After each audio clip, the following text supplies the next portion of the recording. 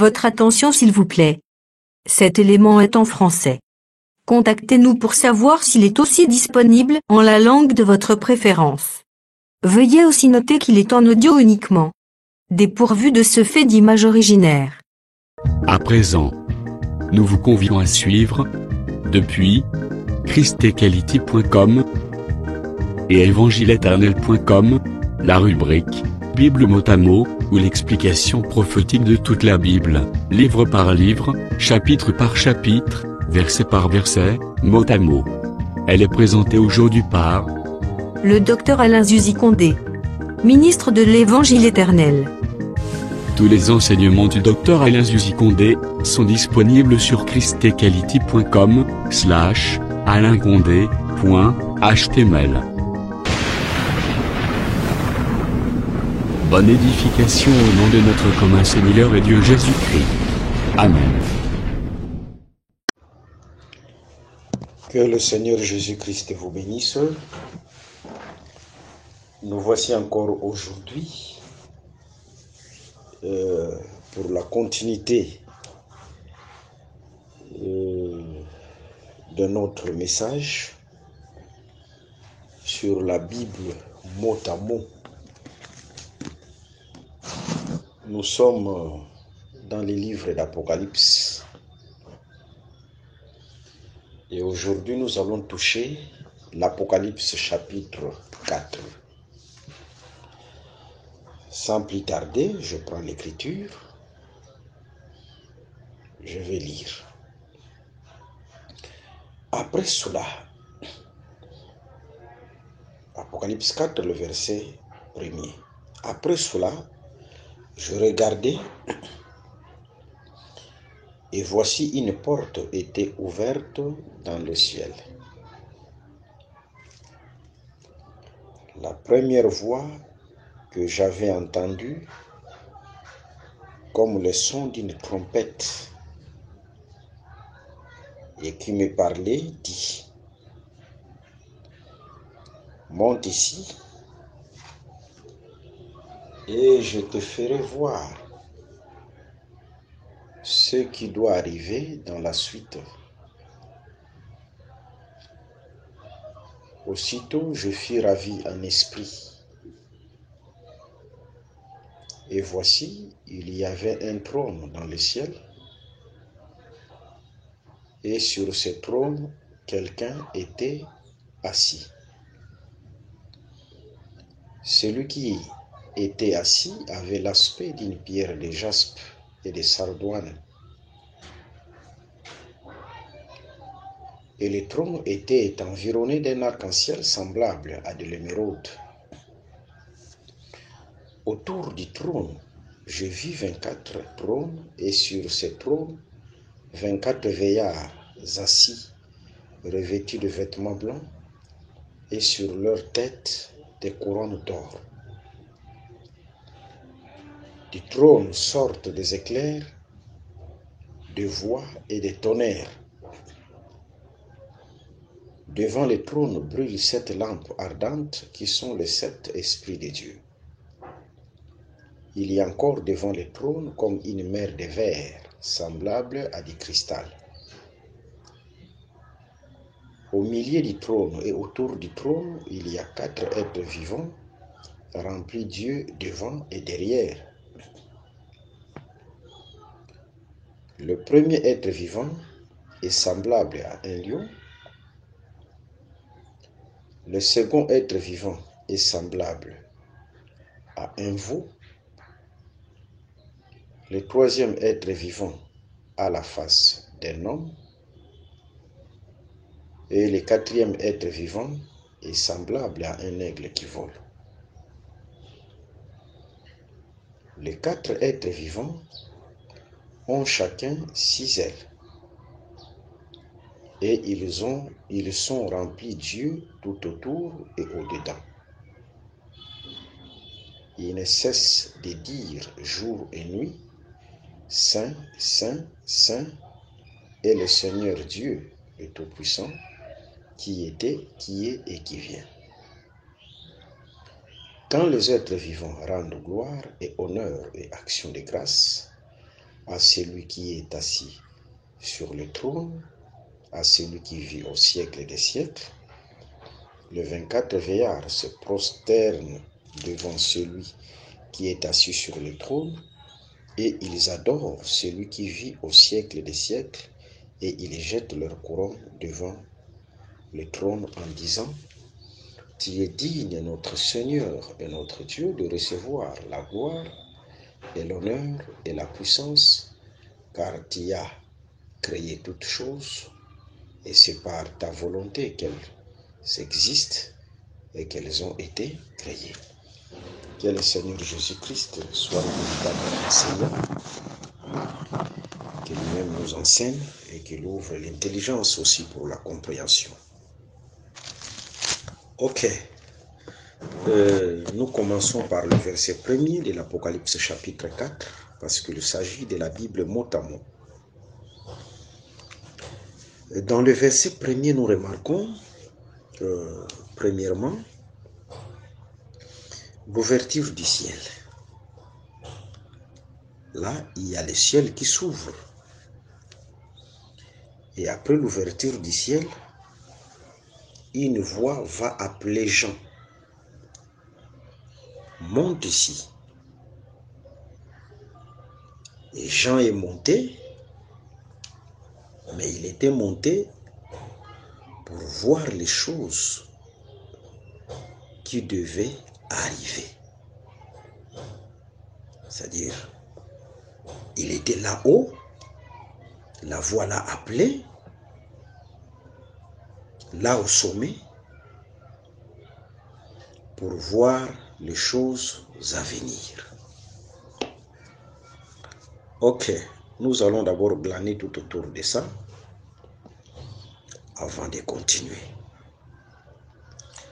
Là, c'est Apocalypse chapitre 4, le verset 1er jusqu'au 2e verset. Mais regardons, Jean ne pouvait monter si premièrement le ciel n'est pas ouvert. Il faut d'abord que le ciel s'ouvre et après Jean pourra monter. Nous disons la montée des Jean ici, c'est pour assister au conseil de Dieu. Parce qu'il était monté pour voir. Je vais lire cette écriture de Jérémie, chapitre 23, le verset 18. Je lis cette écriture. Jérémie, chapitre 23, le verset 18. Qui donc a assisté au conseil de l'Éternel pour voir, pour écouter sa parole? C'est-à-dire, on assiste au conseil de l'Éternel pour voir et pour écouter. C'est pourquoi nous disons, la montée des gens ici, ce n'est pas l'enlèvement.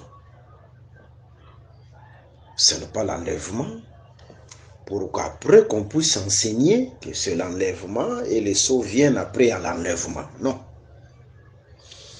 La montée des gens, c'était pour voir et pour écouter. Voir et écouter, Jérémie chapitre 23, le verset 18, c'est assister au conseil de Dieu. C'est assister au conseil de Dieu. Et nous allons comprendre que ce n'est pas seulement Jean qui était monté. On va y arriver. Mais remarquons avant la montée, avant que Jean ne monte,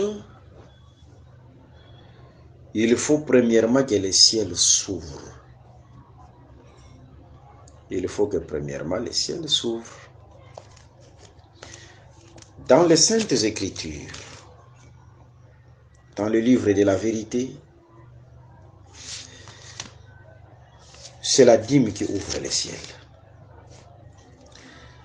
Je prends Malachie chapitre 3,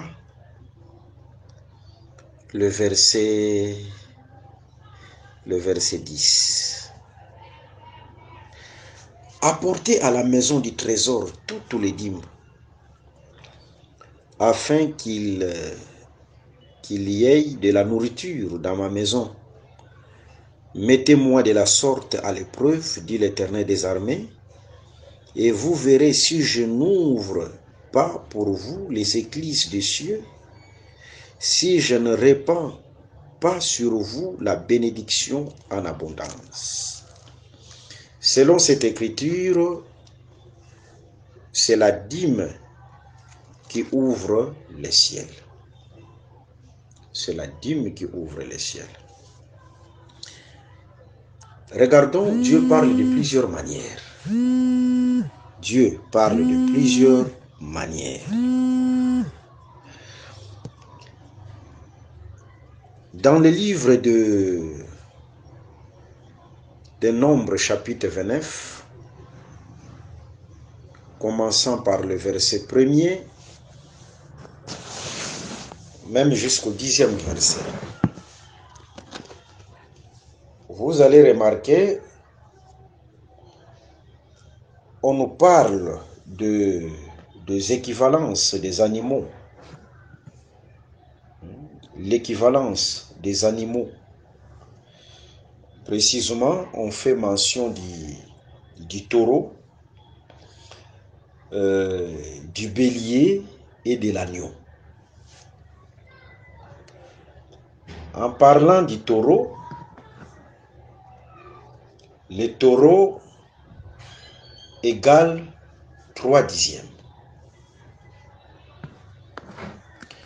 Le bélier égale 2/10. Et l'agneau égale 1/10. Voilà les équivalences dont il est question dans Nombres chapitre 29 concernant ces animaux qu'on vient de citer. C'est-à-dire, aujourd'hui, moi je peux dire, ça c'est un exemple pour vous amuser. Parfois on a acheté le bœuf pour manger à la maison, on a acheté le bélier pour manger ou l'agneau. Alors on peut dire qu'aujourd'hui nous allons manger le 3/10, c'est-à-dire on mange le bœuf. On va manger le 2/10, c'est-à-dire le bélier. Le 1/10, c'est-à-dire l'agneau. Ce sont les équivalences concernant ces animaux. Remarquez dans Nombre chapitre 18, l'Éternel devait donner à chaque tribu sa portion de terre. C'est-à-dire, Israël devait posséder la terre. Mais regardons, chaque tribu devait recevoir sa portion de terre. Mais au sujet de Lévi, la portion que Dieu lui a donnée, c'est 1/10. La portion que Dieu a donnée à Lévi, c'est 1/10. C'est 1/10. C'est-à-dire, quand on parle de 1/10, c'est une portion. Une portion. 2/10, 2 portions. 3/10, 3 portions. Et si l'agneau égale 1/10, comprenez directement, l'agneau c'est la dîme de Dieu. C'est la part de Dieu. Voici l'agneau de Dieu qui ôte le péché du monde. C'est Jean-Baptiste. Au sujet de Jésus-Christ, quand il a vu Jésus, il a pointé Jésus. C'est l'agneau de Dieu qui ôte le péché du monde. Comme agneau de Dieu, Jésus-Christ devient directement la part de Dieu, c'est-à-dire la dîme de Dieu, la propriété privée de Dieu.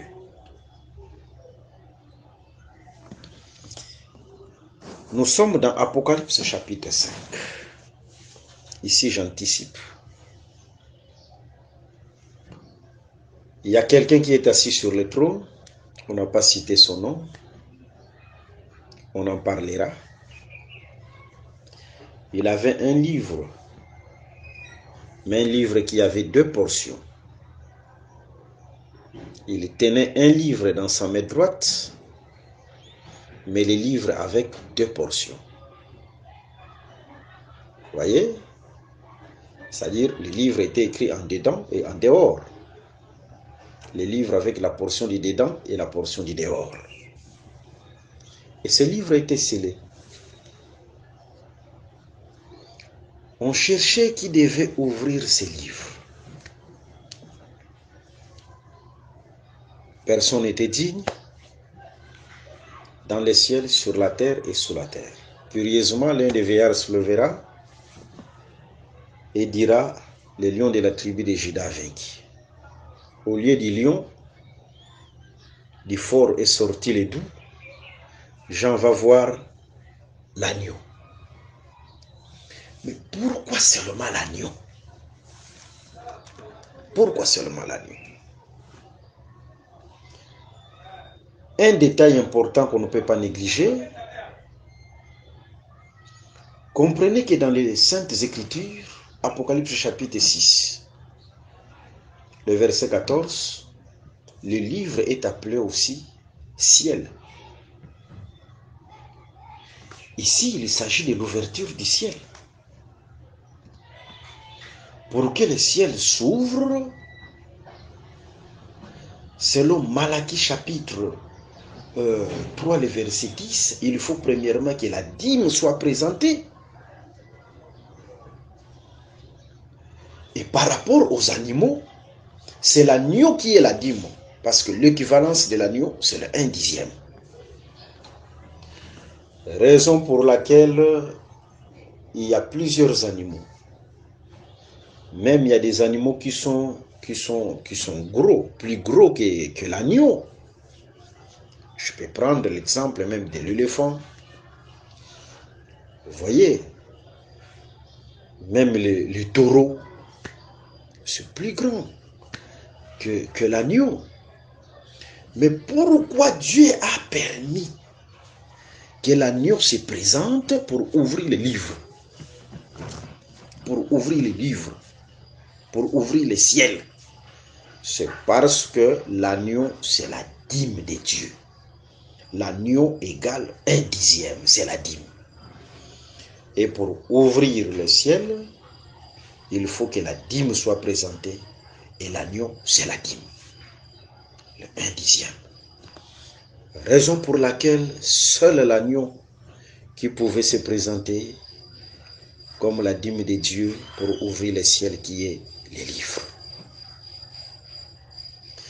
Et nous disons, le ciel a été ouvert par le sacrifice de l'agneau.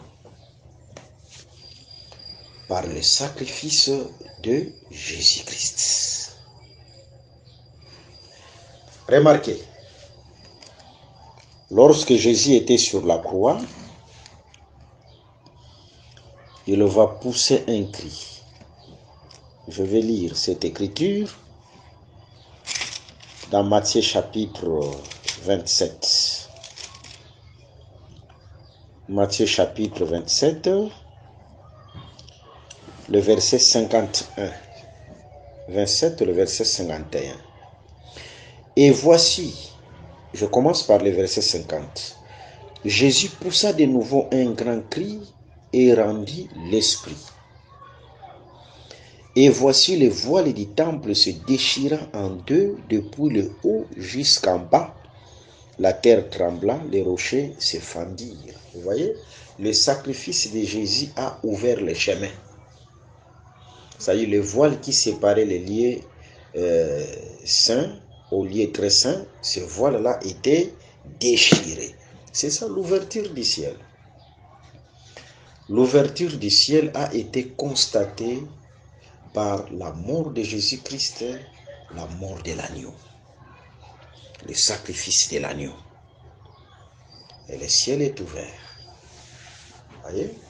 Maintenant, comme le ciel est ouvert, Jean peut monter facilement parce que le ciel est ouvert.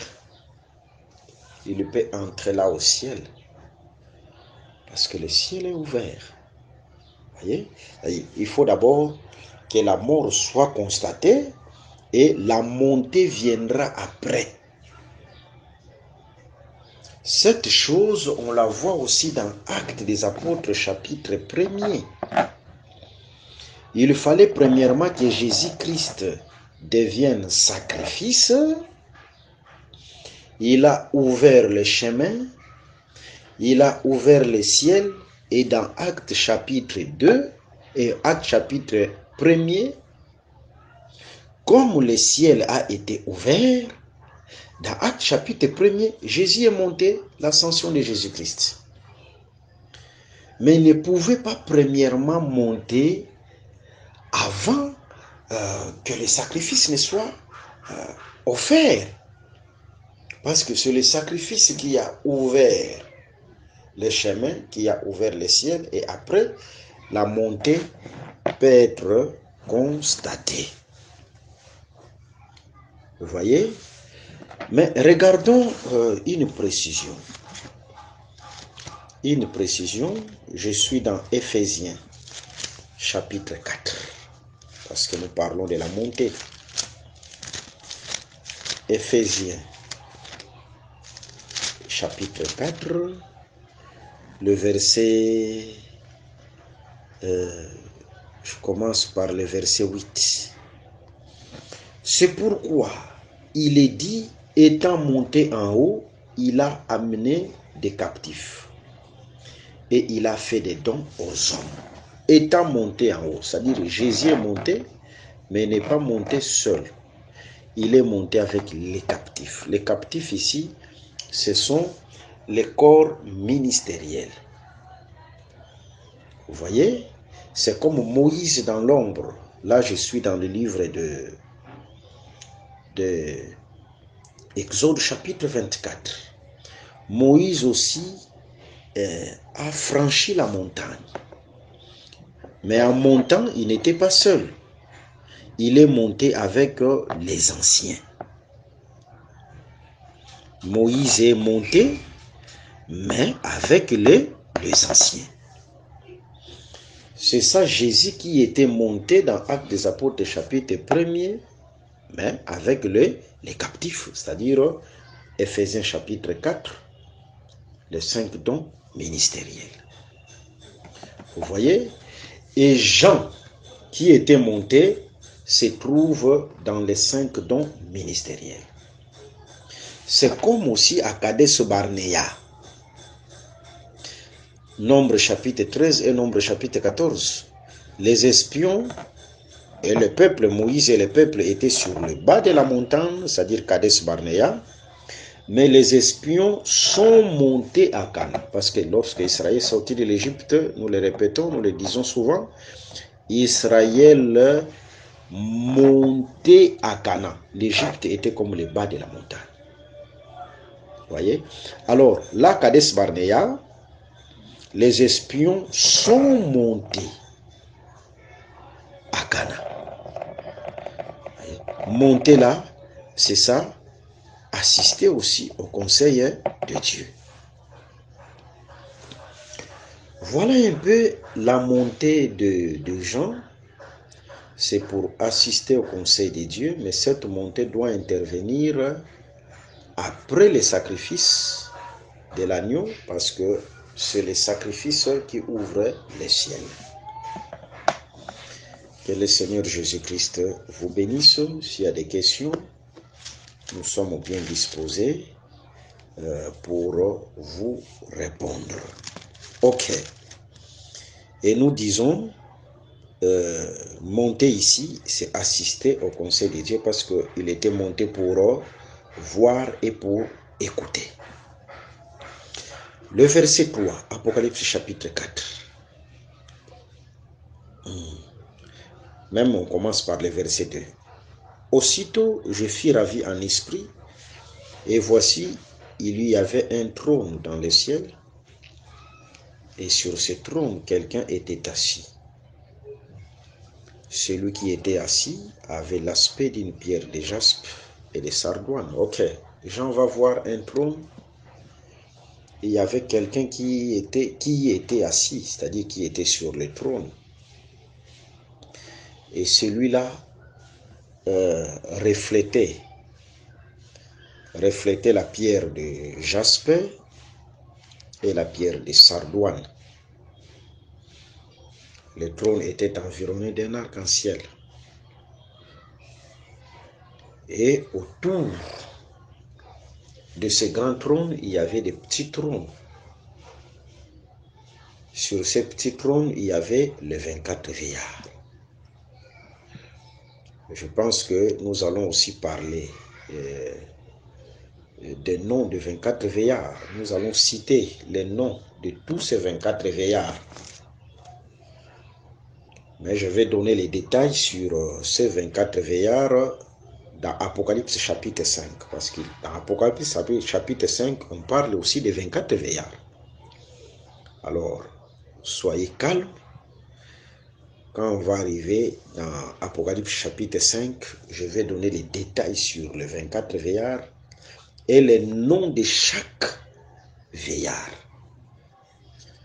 Pas de problème. Nous sommes là pour ça.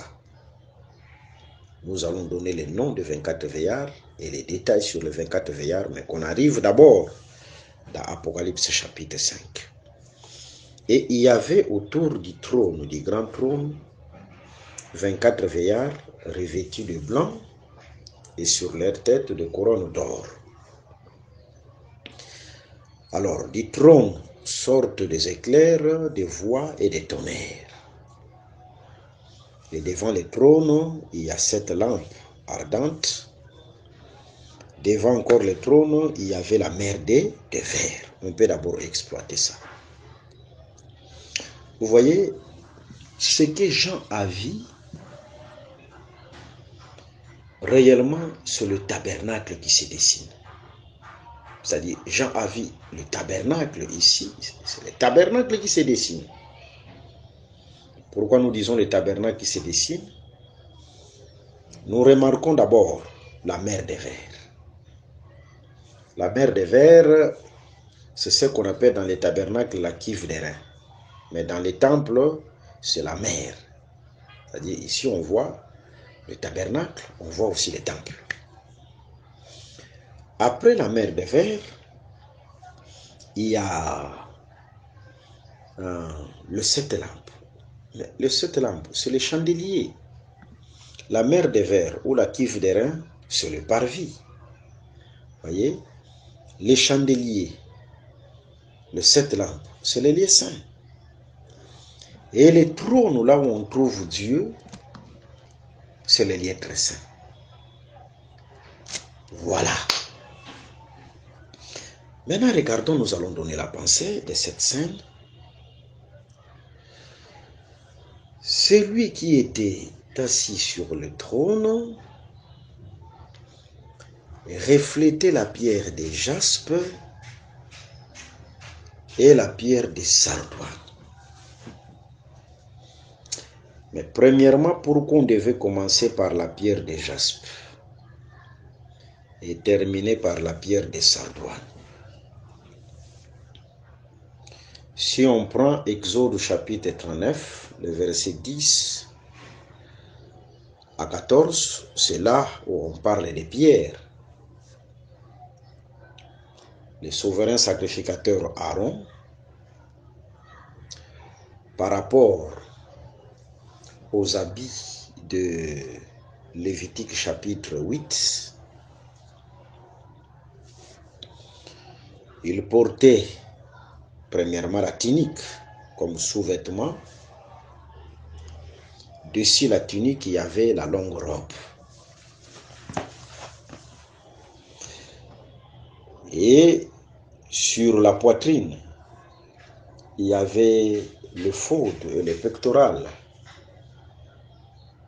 Le souverain sacrificateur portait 12 pierres sur sa poitrine. Et ces 12 pierres, bien serrées avec la ceinture de l'éphod, la ceinture sur la poitrine, ces 12 pierres représentaient les 12 fils d'Israël. Représentaient les 12 fils d'Israël. La première pierre, c'est sardoine. Sardoine, c'est rubin. Et la dernière pierre, c'est jaspe.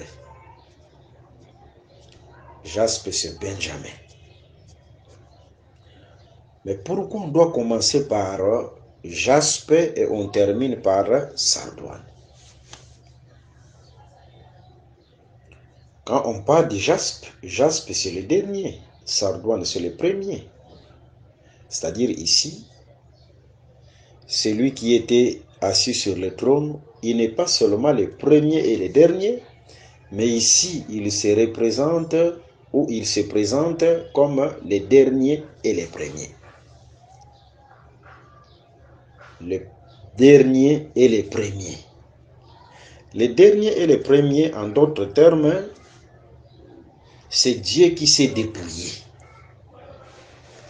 Quand Dieu s'est dépouillé, Philippiens chapitre 2, il a pris la forme humaine. D'ailleurs, l'écriture précise, il s'est présenté comme un simple homme. C'est-à-dire, là, il prend la place du dernier. C'est la pierre de jaspe. Raison pour laquelle il a été rejeté par ses frères, c'est-à-dire par Israël, jusqu'à ce qu'on l'a traîné à la croix pour le crucifier. C'est la place du dernier. Mais après cela, précisément après sa résurrection, l'Écriture dit, Jésus-Christ est élevé au-dessus de tout, et tout genou fléchit devant son nom. Vous voyez? Quand Jésus-Christ est au-dessus de tout, comme Joseph premièrement rejeté par ses frères, mais après en Égypte, il sera élevé au-dessus de tout. Là, il devient directement le premier-né. C'est-à-dire la pierre de sardoine. Voilà. Le dernier et le premier, il s'est fait faible, mais après, Dieu l'a élevé au-dessus de toute autorité, au-dessus de toute domination. Que le Seigneur Jésus-Christ vous bénisse. Seulement, nous allons donner plusieurs aussi pensées, plusieurs aspects. Nous allons toucher plusieurs aspects par rapport aussi à ces deux pierres. Voilà un peu. Mais remarquons encore, quand on parle de la pierre aussi de jaspe, la pierre de jaspe, dans Apocalypse chapitre 21, le verset 11, c'est la pureté. L'éclat, la pureté, la transparence. C'est-à-dire là, on trouve aussi la sanctification, la pureté, la transparence. C'est ce qu'on appelle la pierre de jaspe. Quand Dieu reflète cette pierre-là de jaspe, c'est là où Dieu devient un Dieu pur, un Dieu saint. C'est-à-dire en lui, on ne trouve aucune iniquité. C'est-à-dire en Dieu, on ne trouve aucune iniquité. Le Dieu saint, le Dieu sans tache. C'est ça l'aspect de Dieu comme pierre de jaspe. Dieu, c'est un Dieu qui est pur, sans tache. En lui, pas d'iniquité. En lui, pas de péché. C'est ça, Dieu comme pierre de jaspe. Mais nous disons ceci, Dieu prend aussi sa nature de la pureté, de la sanctification et la donne à une ville. Là, nous sommes dans le livre d'Apocalypse chapitre 21. On remarque dans cette écriture une ville qu'on appelle la Nouvelle Jérusalem. La Nouvelle Jérusalem qui reflète la pierre de jaspe. Mais cette ville-là, c'est tout un peuple. Vous voyez? Pour dire tout simplement, Dieu prend aussi sa nature de la pureté et la donne aux hommes. Les hommes qui vivent sur la terre, mais quand on les regarde, ils reflètent Dieu étant sur la terre. Ils marchent dans la sanctification et marchent dans la pureté. Comme c'était Antioche. Quand on les regardait, ils étaient comme Christ dans leurs paroles et dans leurs œuvres. C'est ça la pierre de jaspe. La pureté. La sainteté. Et quand on parle de sardoine, ici je vais toucher un aspect très important, parce que le sardoine c'est ribin. Genèse chapitre 37, le verset 29 à 30. Genèse chapitre 37, le verset 29 à 30. Nous allons lire ça rapidement. Genèse chapitre 37, ok, le verset 29 à 30. Regardons cette pierre de sardoine. Ribin revint à la citerne, et voici Joseph n'était plus dans la citerne. Il déchira ses vêtements, retourna vers ses frères, et dit, l'enfant n'y est plus, et moi, où irai-je? Vous voyez? Regardons comment Ribin a appelé Joseph. Alors que dans Genèse 37, le verset 27, venons, vendons-le aux Ismaélites et ne mettons pas la main sur lui, car il est notre frère, notre chair. Les autres ont appelé Joseph frère. Mais quant à Ribin, parce que Ribin c'est l'aîné, c'est le premier, Ribin a appelé Joseph enfant. Pour dire le premier-né c'est un père. La pierre de sardoine c'est le père.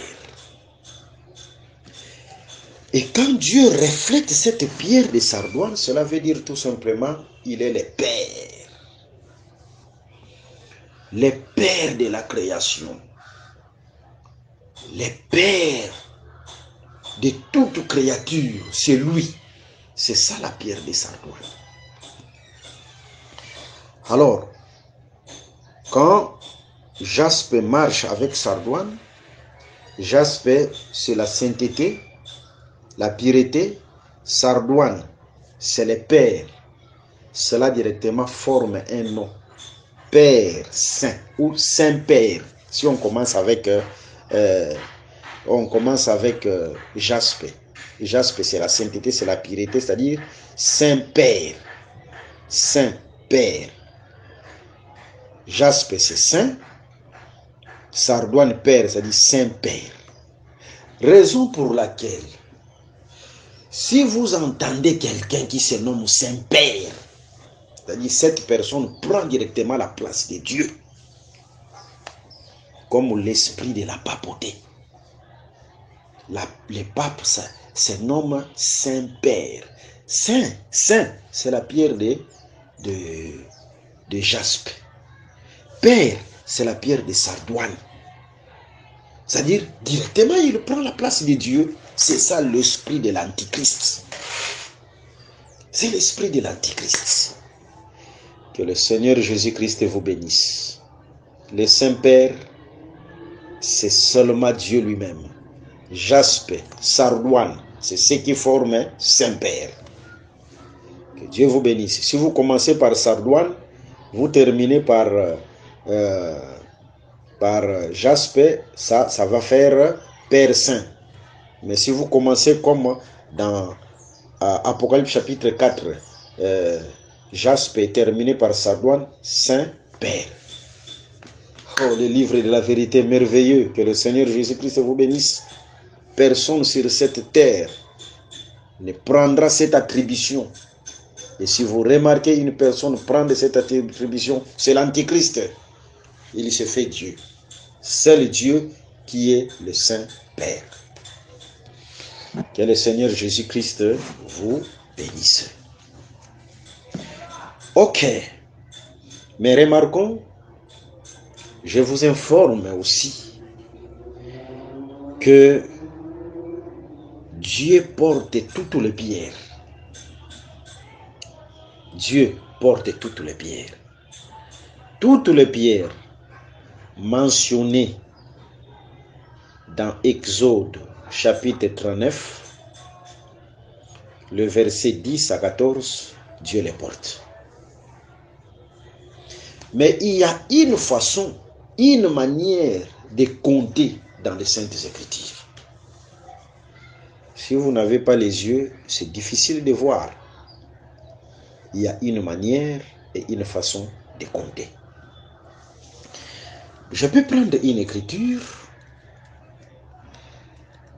2 Samuel, chapitre 17, le verset 11.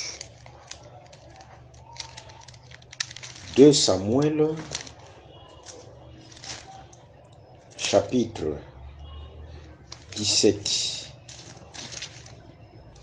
le verset 11. Ok, nous lisons rapidement. 2 Samuel 17, le verset 11.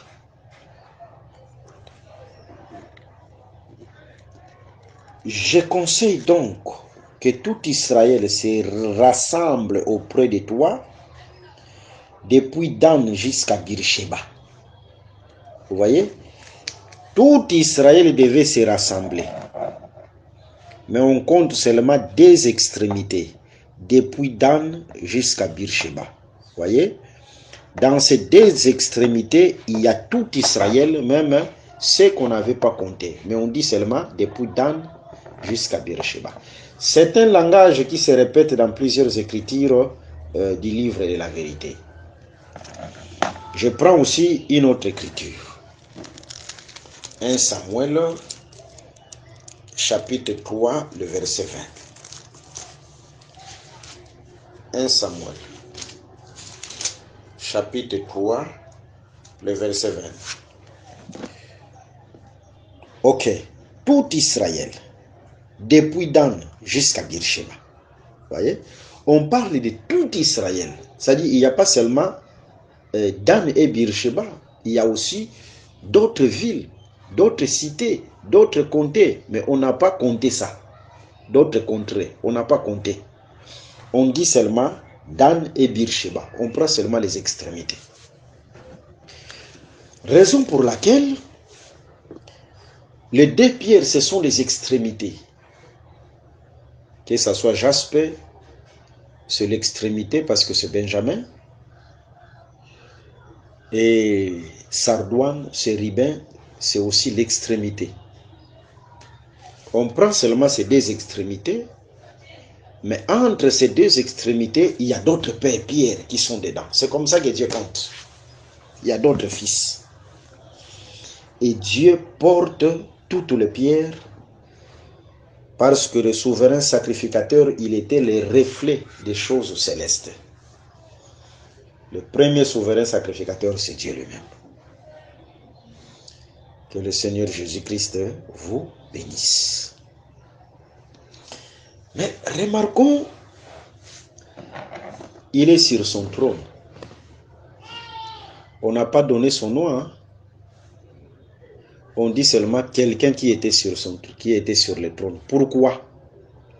Parce que le nom est révélé par l'explication. Hein? Nous sommes en train de parler et directement nous sommes en train de révéler son nom. Raison pour laquelle, même quand nous venons de toucher les pierres, nous sommes en train de révéler son nom. Il est le Saint-Père. Vous voyez? On pouvait seulement se limiter quelqu'un. Mais avec l'explication des pierres, nous venons de comprendre, non. Il est un Saint-Père. Et le Saint-Père, c'est Dieu lui-même. Ok. Du trône sortent des éclairs, des tonnerres, etc. Des voix, des éclairs et des tonnerres. Et le trône est environné d'un arc-en-ciel, semblable à une pierre qu'on appelle émeraude. L'émeraude, c'était la troisième pierre. La troisième pierre représente le troisième fils de Jacob. Et dans Genèse chapitre 29, le verset 34, vous allez comprendre que le troisième fils, c'était Lévi. C'était Lévi. Et le trône est environné d'un arc-en-ciel semblable à Lévi, à de l'émeraude. C'est-à-dire, Lévi, c'est un arc-en-ciel. Là où il y a Lévi, Lévi a pour rôle d'apaiser la colère de Dieu. Maintenant, remarquons dans cet aspect-là, ce trône ici, devient directement Exode chapitre 19, Exode chapitre 24. C'est-à-dire la montagne de Sinaï. La montagne de Sinaï. Lorsque Dieu était descendu sur la montagne de Sinaï, de la montagne sortaient des éclairs, des voix et des tonnerres. Vous voyez, c'est la répétition de la montagne de Sinaï. Maintenant, remarquons, quand on voit les éclairs, les tonnerres, les voix, c'est Psaume chapitre 6, le verset 12. C'est-à-dire, Dieu s'irrite en tout temps. C'est Dieu qui s'irrite. Raison pour laquelle personne n'était capable de s'approcher. Là, je suis dans Exode chapitre 19. Dieu est dans la colère. Vous voyez? Mais ce qui est merveilleux, ce trône-là est environné de l'arc-en-ciel. C'est-à-dire, il y a l'arc-en-ciel. Quand Dieu s'irrite pour que sa colère soit apaisée, il faut qu'on voie le sang, qu'on voie l'arc-en-ciel. L'arc-en-ciel joue le rôle d'apaiser la colère. Là, nous sommes dans Genèse chapitre 29. Le Seigneur a frappé au temps de Noé par le déluge. Premièrement, il avait rassemblé les nuages. Et après, il y avait une forte pluie comme fouet de Dieu pour frapper la terre. Pendant 40 jours. C'est-à-dire ce sont les 40 coups qu'on devait donner à l'homme coupable. Le monde du temps de Noé, c'était un monde qui était coupable vis-à-vis du péché. Et Dieu devait les frapper 40 coups. C'est pourquoi la pluie devait tomber 40 jours. Alors, remarquons, Dieu dira ceci dans Genèse 9, lorsque je rassemblerai encore les nuages pour frapper, je mettrai l'arc dans le ciel. Ça, c'est l'arc-en-ciel. Je mettais l'arc là dans le ciel. Et lorsque je verrai l'arc, je m'apaiserai de ma colère. Vous voyez, c'est-à-dire l'arc apaise la colère de Dieu, c'est comme le sang. C'est comme le sang. Vous voyez, nous comparons l'œuvre de l'arc à quoi? Dans Genèse chapitre 21, Moïse et Abraham est monté sur la montagne de Morija pour sacrifier Isaac. Et Dieu a pourvu un bélier. Mais quand on va regarder les béliers avaient les cornes. Si vous prenez les Écritures, Exode chapitre 21, le verset 35,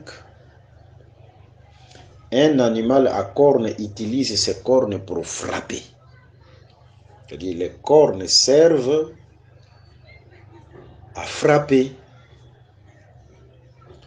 Et curieusement, quand on va voir ces béliers-là,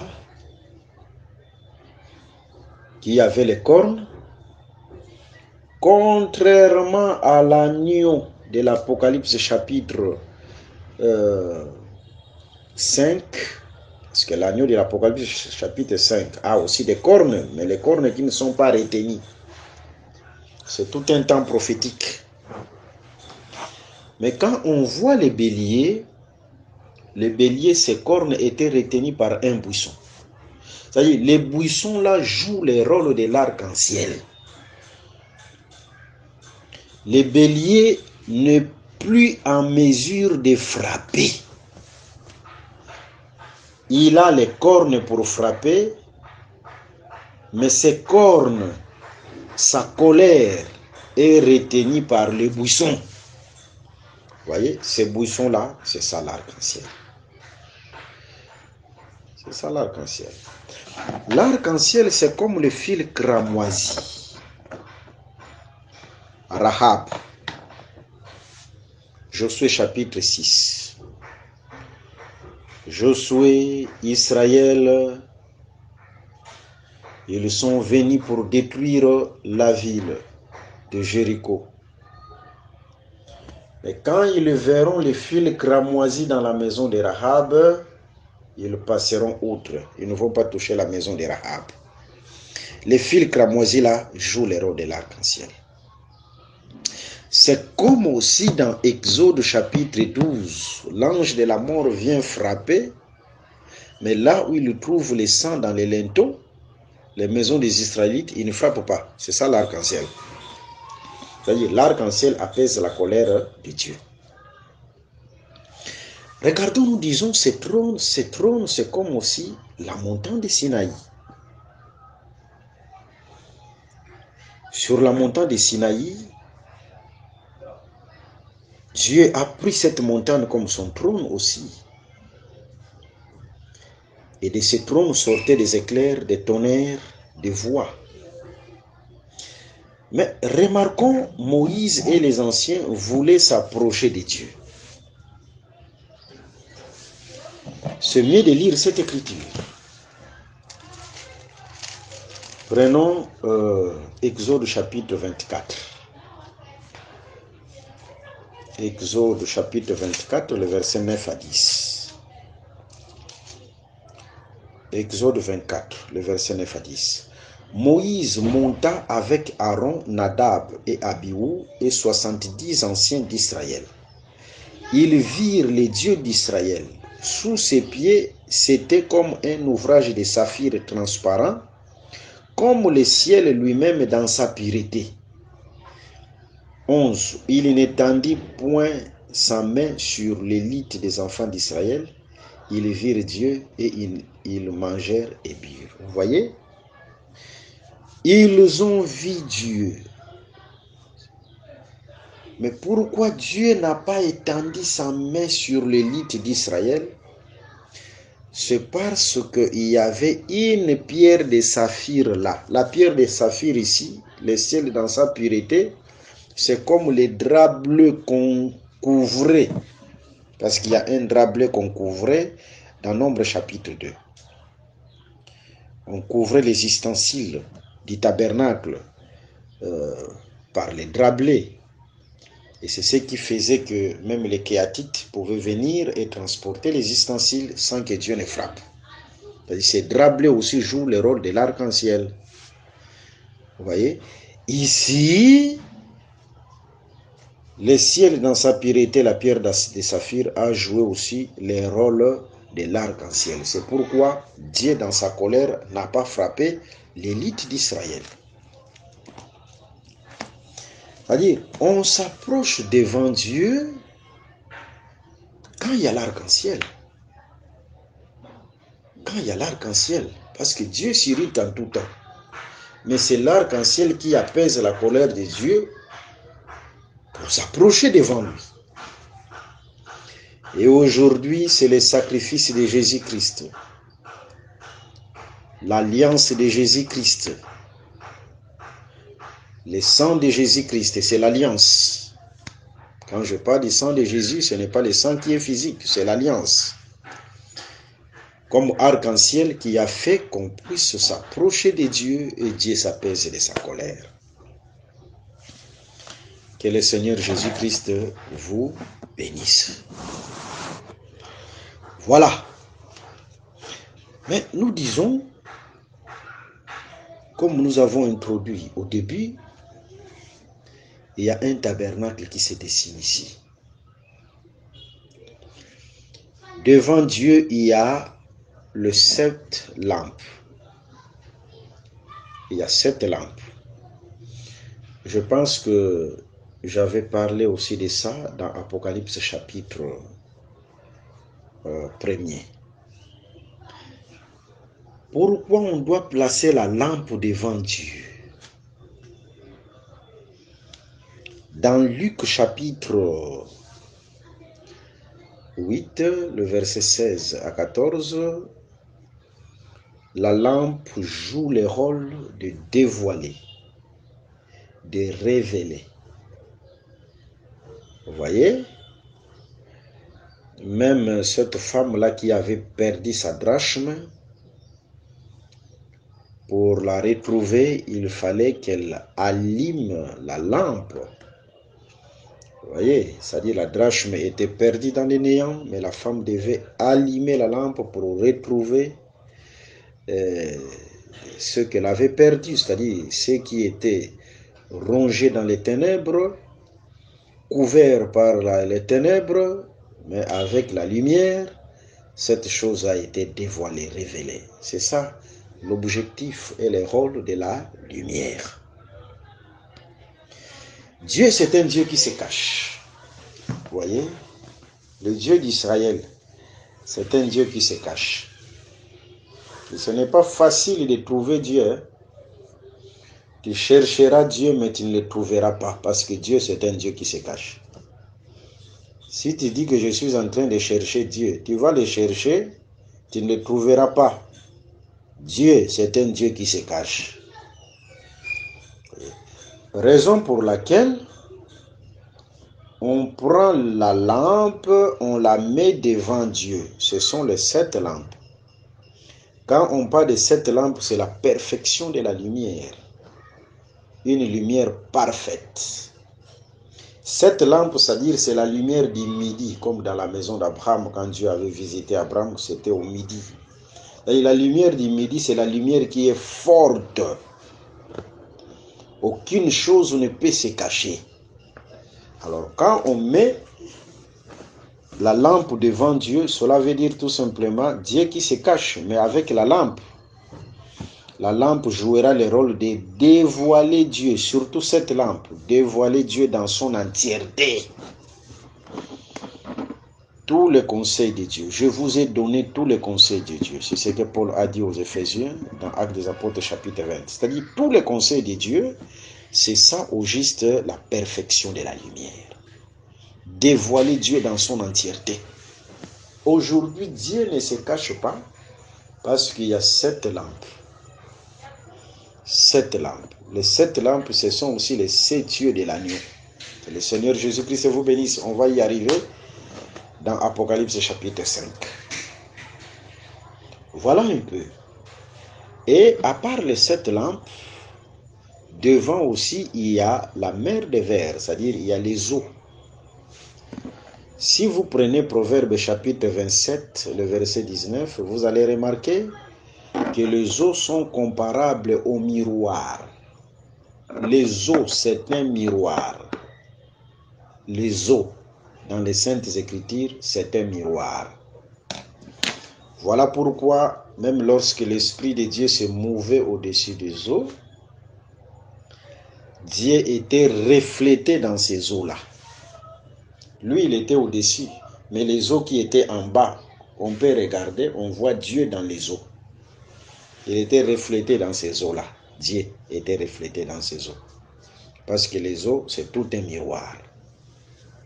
C'est-à-dire, pour bien voir Dieu, bien voir son trône, regarde seulement les eaux, parce que Dieu était reflété dans ces eaux. C'est-à-dire, les eaux là, ont pour objectif de refléter Dieu qui est sur le trône. C'est-à-dire, pour voir Dieu, même si vous ne regardez pas le trône là, regardez seulement les eaux. Vous allez voir à travers les eaux, les trônes de Dieu, Dieu sur le trône. Vous voyez ça à travers les eaux. C'est pourquoi Jésus-Christ avait dit, celui qui m'a vu a vu le Père. Parce que Jésus-Christ, c'est la mer des vers. C'est lui le miroir de Dieu. Dieu se reflète en Jésus-Christ.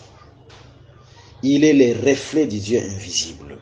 Hébreux chapitre 1, le verset 1 à 3, c'est-à-dire l'image du Dieu invisible. Si tu veux voir Dieu, regarde la mer des vers. Et la mer des vers, c'est Jésus. Dieu se révèle en Christ Jésus. C'est lui la mer des vers qui se place devant le trône pour que le trône Dieu soit reflété dans la mer des vers. Que le Seigneur Jésus-Christ vous bénisse. Ok.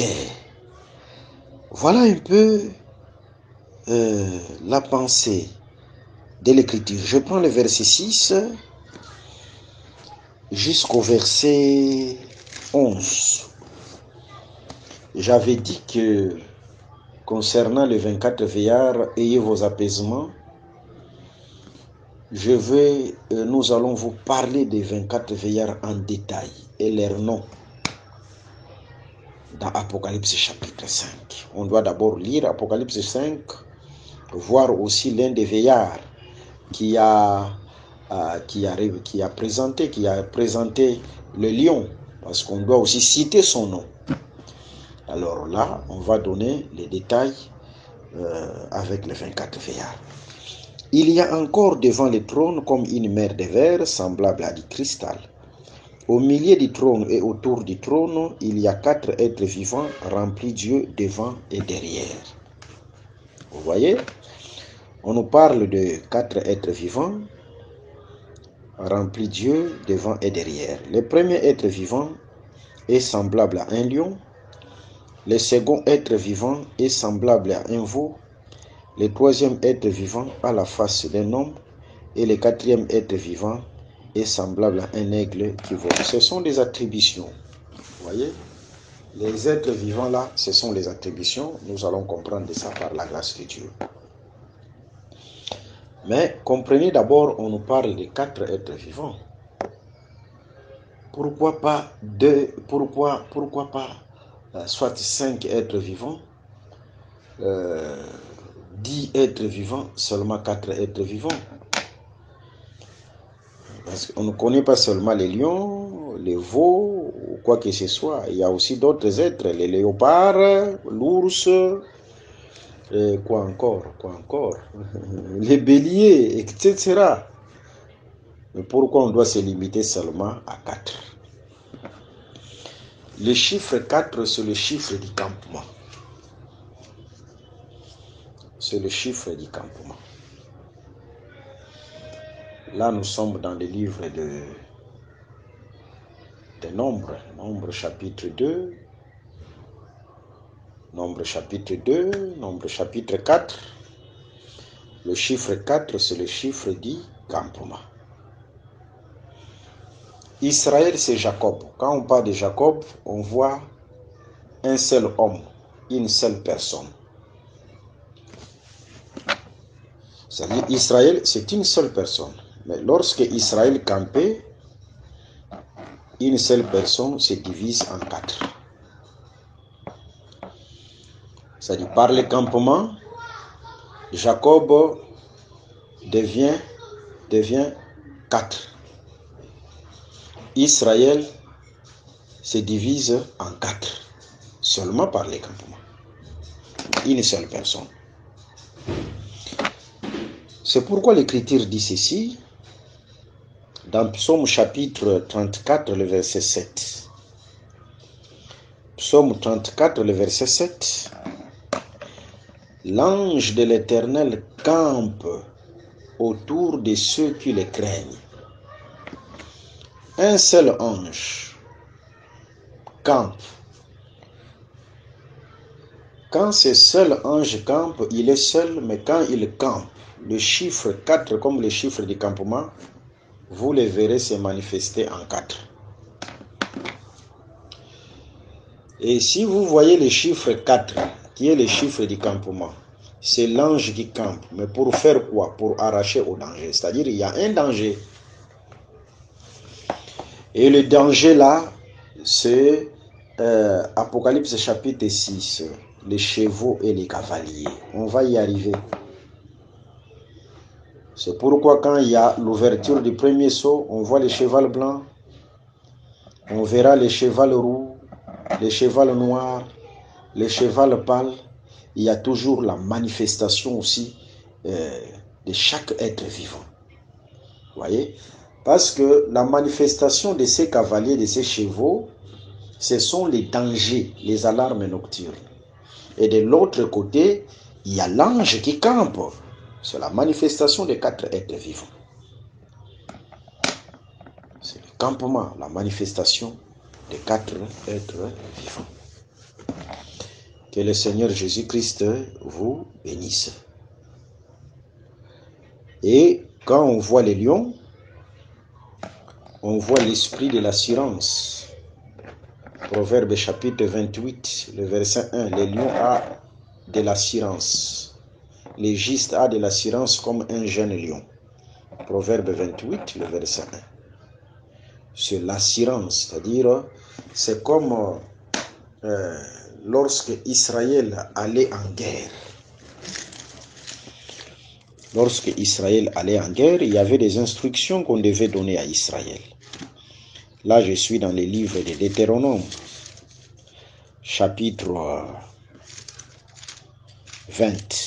Deutéronome, chapitre 20. Commençant par le verset 1er. Lorsque tu iras à la guerre contre tes ennemis, et que tu verras des chevaux et des chars, et un peuple plus nombreux que toi, tu ne les craindras point. C'est ça l'esprit du lion. L'esprit du lion, c'est comme la foi. Tu ne les craindras point lorsque tu vas en guerre. Même si tu vois les chars de fer, ne crains pas. C'est ça les lions, les justes qui a de l'assurance comme un jeune lion. C'est-à-dire, il ne craint pas. Il ne craint pas. C'est parmi les qualités pour la bataille. Alors, c'est ça les lions. En dehors du lion, il y a le second être vivant est semblable à un veau. Le veau, c'est l'esprit des sacrifices, parce que le veau était aussi un animal du sacerdoce. c'est l'esprit des sacrifices. Vous voyez, c'est-à-dire l'esprit des sacrifices est aussi très important. Vous êtes en face soit d'un prédicateur, d'un enfant de Dieu qui ne prie même pas, qui ne gêne pas, qui ne se sacrifie pas. Là, c'est grave. Jésus-Christ s'est sacrifié même jusqu'à la mort, à la croix. L'esprit des sacrifices, c'est le veau. Et ça fait partie de la force. Le troisième être vivant a la face d'un homme. Quand on parle de l'homme, là nous sommes dans le livre de Daniel chapitre 9. Mais il y aura aussi des précisions que je vais donner tout à l'heure. Hein. Tout à l'heure, je vais donner certaines précisions aussi. Et on va revenir aussi même dans Daniel chapitre 9. Daniel chapitre 9. Daniel 9, le verset 21. Je parlais encore dans ma prière quand l'homme Gabriel que j'avais vu précédemment dans une vision s'approcha de moi d'un vol rapide au moment de l'offrande soir. Le verset 22, il m'instruisit. Vous voyez, Gabriel, comme un ange, il s'est présenté comme homme. Pour faire quoi? Pour instruire. C'est-à-dire l'homme, c'est la connaissance, parce que c'est la connaissance qui instruit. C'est l'instruction. Vous voyez, c'est l'enseignement, c'est l'instruction, c'est la connaissance. C'est ça l'homme. Ok. Et il ne faut pas négliger la connaissance. C'est très important. Le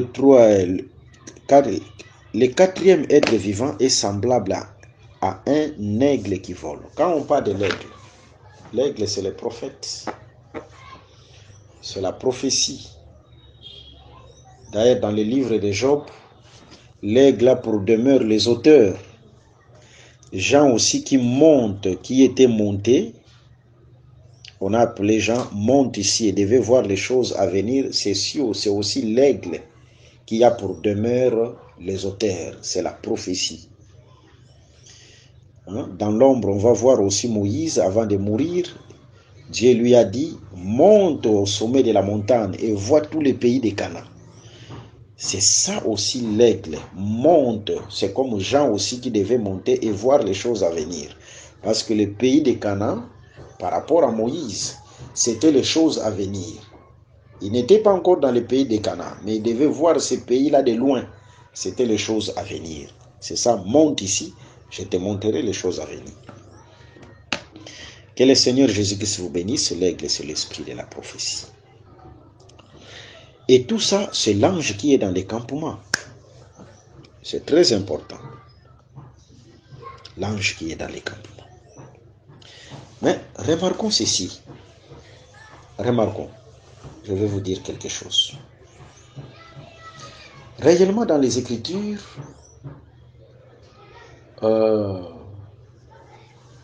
les lions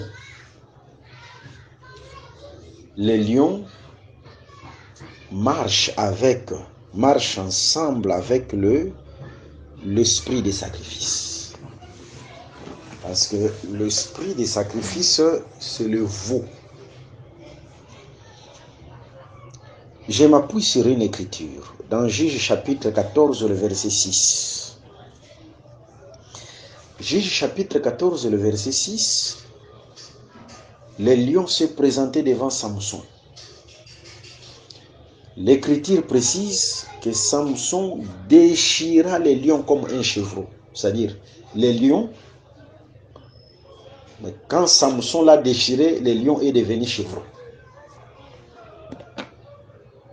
Et comprenez aussi que les chevreaux, dans Exode chapitre 12, égale agneau. Chevreau et agneau, c'est la même chose. C'est toujours l'esprit des sacrifices. Vous voyez, la faiblesse du lion, c'est les chevreaux.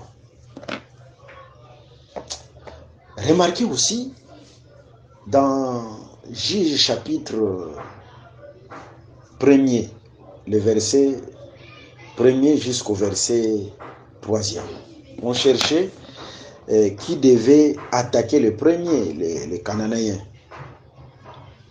Et Judas s'est présenté. Mais Judas dira, je n'irai pas seul, mais je dois aller avec Siméon. Mais qui était Siméon? Siméon, dans Josué chapitre 19, le verset 9, c'est celui qui avait pour demeure Judas, les lions. Alors, dans les lions, selon l'énigme de Samson, du fort est sorti les doux. Les doux, c'est l'agneau. Les doux, c'est l'agneau. C'est-à-dire, Judas est parti avec l'agneau. C'est la même chose avec Apocalypse chapitre 5, concernant l'ouverture du livre. Les lions de la tribu de Judas a vaincu, mais on va voir l'agneau. C'est-à-dire, les lions marchent avec l'esprit de sacrifice. Là où il y a les lions, il y a l'esprit de sacrifice. Et quand on regarde les chérubins lion, l'ange lion, c'est Michael. C'est Michael. Je suis dans Daniel, parce que Michael vient pour le combat. Je suis dans Daniel, chapitre 10. Nous tendons déjà vers la fin. Daniel chapitre 10, le verset 12 à 13. Il me dit, Daniel, ne crains rien, car dès le premier jour où tu as eu à cœur de comprendre et de t'humilier devant ton Dieu, tes paroles ont été entendues, et c'est à cause de tes paroles que je viens. Le chef du royaume des Perses m'a résisté 21 jours. Mais voici Michael, l'un des principaux chefs, est venu à mon secours. C'est-à-dire, Michael, c'est les lions, c'est les combattants. Mais les lions marchent avec les chevaux. Mais quand on parle de l'aigle ou de l'homme, l'homme marche avec l'aigle. C'est pourquoi je vous ai dit, on va revenir dans le livre de Daniel chapitre 9. Prenons Daniel chapitre 9, le verset 21. J'ai parlé encore dans ma prière quand l'homme Gabriel, que j'avais vu précédemment dans une vision, s'approcha de moi d'un vol rapide. Homme, mais s'approcha de moi d'un vol rapide. C'est-à-dire, s'approcher de moi d'un vol rapide, c'est l'aigle. Il est homme, mais il est aussi aigle, Gabriel. Michael, il est lion, il est aussi veau. L'esprit des sacrifices. Gabriel, il est homme, il est aussi aigle. Voilà. Que le Seigneur Jésus-Christ vous bénisse. Mais quand on parle du vol de l'aigle, il faut faire très attention. Dans Exode chapitre 19, le verset 4 à 5, lorsque le Seigneur Dieu, l'Éternel, est allé délivrer Israël en Égypte, il est allé aussi avec comme un aigle qui vole. Alors, vol d'aigle, c'est le temps aussi où Dieu vient délivrer son peuple. Il vient comme l'aigle avec des ailes, c'est-à-dire Moïse et Aaron. C'était les deux ailes de l'aigle. C'est ce qui va se faire aussi dans la prophétie. Avec vol de l'aigle, il a frappé l'Égypte, mais il a fait grâce à Israël. Dans la prophétie aussi, c'est ce qui va se faire. Il viendra avec deux ailes, c'est-à-dire les deux joints, pour frapper les nations au premier fléau et faire grâce aussi à son peuple. Que le Seigneur Jésus-Christ vous bénisse. Nous avons cette lourde charge de parler sur toute la Bible. Et on se sacrifie par la grâce de Dieu pour s'aimer cette sémence. Et nous savons que le Seigneur va se glorifier davantage. Nous prenons le verset 10 de l'Apocalypse chapitre 4. Les 24 vieillards se prosternent devant celui qui est assis sur le trône. Et ils adorent celui qui vit au siècle des siècles. Et ils jettent leur couronne devant le trône en disant: Tu es digne, notre Seigneur et notre Dieu, de recevoir la gloire et l'honneur et la puissance, car tu as créé toutes choses. Et c'est par là ta volonté qu'elles existent et qu'elles ont été créées. Ici, les 24 vieillards adoraient celui qui était sur le trône. Mais là, on ne connaissait pas encore son nom. Hein. Il l'adorait seulement comme créateur. Les 24 vieillards ont adoré celui qui est assis sur le trône comme créateur. Mais il faut faire très attention, les 24 vieillards ont adoré 2 fois. Là, nous allons voir ça dans Apocalypse chapitre 5. C'est pourquoi je ne vais pas être pressé pour donner des détails. La deuxième fois, quand ils ont adoré, ils l'ont adoré vraiment comme sauveur. Mais il y a un temps où ils ont adoré comme seulement créateur. Vous voyez? Mais ce qui est aussi important, ils prenaient leur couronne. Ils les jetaient devant Dieu. Leur couronne. À toi la gloire, l'honneur, etc. Vous voyez? Qui les a donné cette couronne? C'était Dieu. La couronne là, l'explication de cette couronne, c'est dans le verset 11 au Apocalypse 4. Quand ils jettent leur couronne, qu'est-ce qu'ils disent?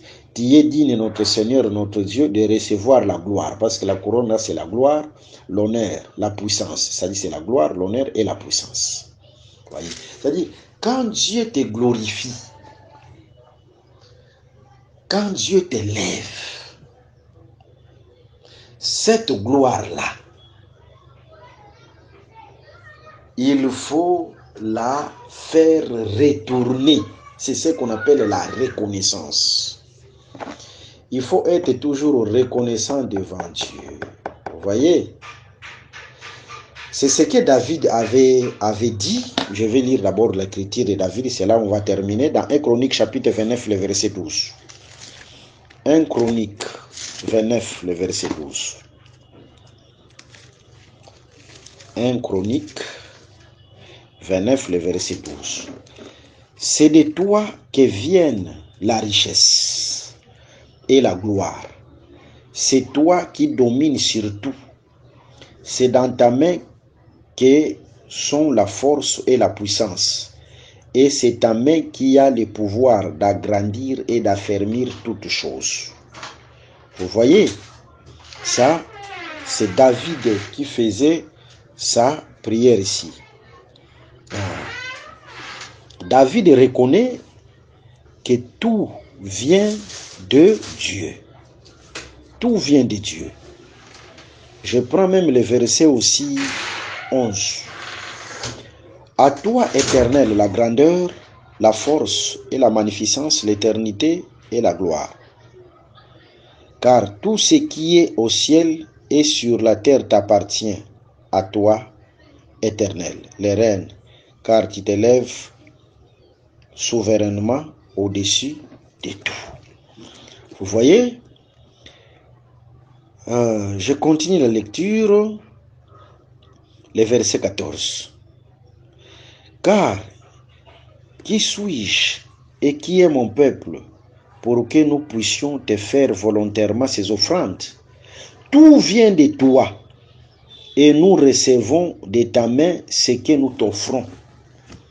David a reconnu que tout ce que moi j'ai, même cette royauté, l'élévation, la richesse, tout ce que j'ai vient de l'Éternel. Voilà pourquoi je dois être reconnaissant en lui donnant aussi tout ce que moi j'ai. C'est-à-dire, Dieu aussi doit avoir part dans tout ce que j'ai, parce que je reconnais que tout ce que j'ai vient de Dieu. Même si le Seigneur t'élève dans ton ministère, ne sois pas orgueilleux, donne toujours gloire à Dieu. Dis que tout ce que je suis aujourd'hui, c'est pour toi, Dieu. Je ne suis qu'un serviteur inutile. Le Seigneur fait que tu aies beaucoup d'argent, tu sois élevé, la promotion dans ton service, il te donne le travail. Soyez toujours reconnaissants. Il faut éviter l'esprit de la comparaison. Taper la torse. Que tout ce que je suis, c'est moi-même. Non, ce n'est pas toi. Tout ce que tu es, c'est Dieu et il faut être reconnaissant. La reconnaissance doit se manifester par les actes.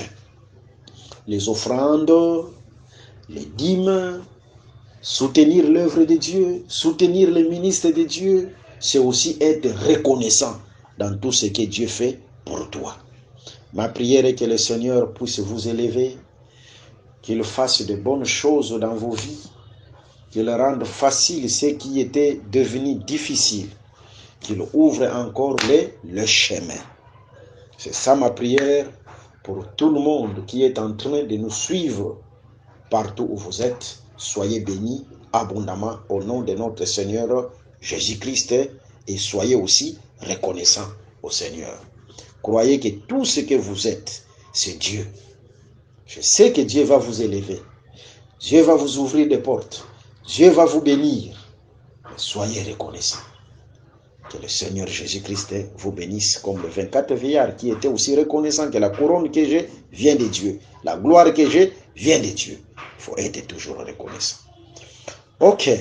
Tous nos enseignements, vous allez aussi les suivre dans notre site Christ Equality, la page Alain Zouzi Condé ou la page Alain Condé. Christ Equality, la page Alain Condé. Vous aurez aussi tous nos enseignements. Je profite aussi pour vous donner mon numéro de téléphone, plus 243 81 28 55 419. Plus 243 81 28 55 419. Que le Seigneur Jésus-Christ vous bénisse. Merci d'avoir suivi ce message et que Jésus-Christ vous bénisse. Si vous avez une question à l'intention de l'homme de Dieu, si vous voulez que l'homme de Dieu prie pour vous, si vous voulez vous confier à l'homme de Dieu, ou si vous voulez tout simplement bénir l'homme de Dieu, contactez-le directement si ses coordonnées sont disponibles depuis sa page. Sinon, contactez-nous et nous lui transmettrons vos préoccupations. N'oubliez pas de faire un tour à notre page évangélisation pour voir en quoi vous pouvez vous rendre utile à Christ par cette œuvre. Que Dieu vous bénisse tous. Amen. ChristEquality.com. Les cieux en un clic de la souris.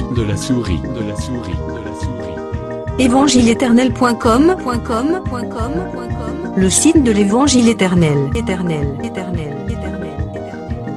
Christ Equality Fondation, équilibrer la manne ramassée dans le désert de sorte que chacun ait un numéro.